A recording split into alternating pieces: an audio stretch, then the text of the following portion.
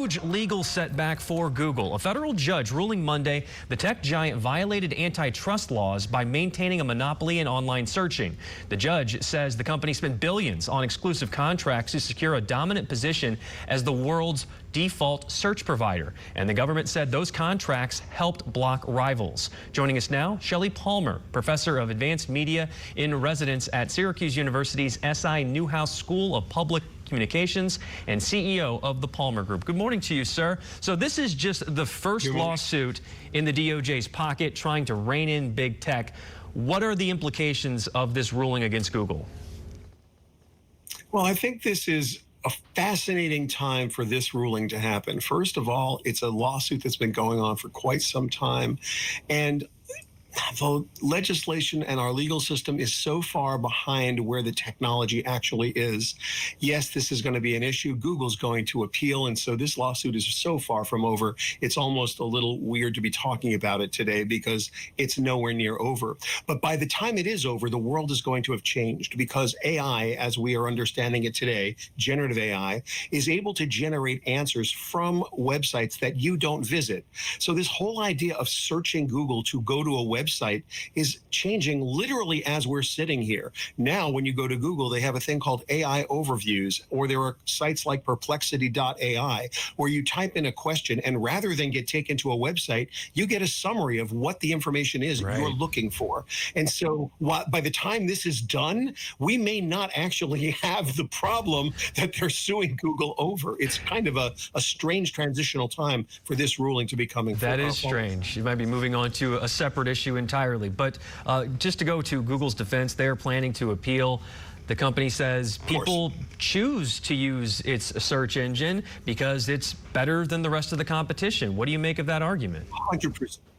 100%. It is the best product out there. Remember, Google's not a search engine, and this is what people need to understand. Google is not a search engine. It is the most finely tuned advertising placement engine in the history of the world. What it does is it looks at what you intend to do, and then it serves you something you're most likely to click on that will be accretive to Google's shareholders. It's not the best search result. It's the result that's most likely to get you to click on an ad. And so in this way, people are always tricked. Google is the best search engine for sure, but not because it's better than its competition, because no one's able to do a better job. If they were slightly worse, you might go to Bing or some other search engine. So they just have to be good enough to get you to click on the ad that they're serving. They're a commercial ad placement tool. They're not a search engine. So it's a very strange thing to go after them and say, well, it's the best search product.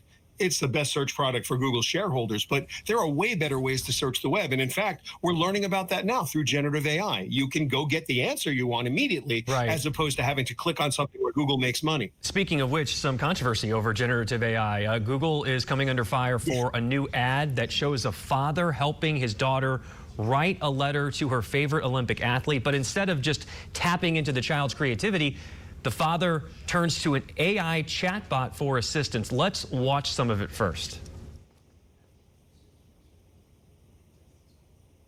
Do we have that clip? So Gemini, help my daughter write a letter telling Sydney how inspiring she is. And be sure to mention that my daughter plans on breaking her world record one day. She says, sorry, not sorry. Again, generative AI there. You wrote a response saying the ad makes your blood boil. Why such a strong reaction? Well, two levels. One, as a parent and a grandparent, you want to teach your children to express themselves. It's so important for young minds to learn language and to learn how to express. How great would it be to have the father in that ad say, so what do you want to say? And as a recipient of a fan letter, you would want the most authentic letter possible. Here, what they're doing is they're saying that the father is uneducated and unable to help his daughter write this or coach her, so let's use a crutch. This is exactly what you don't want to use AI for.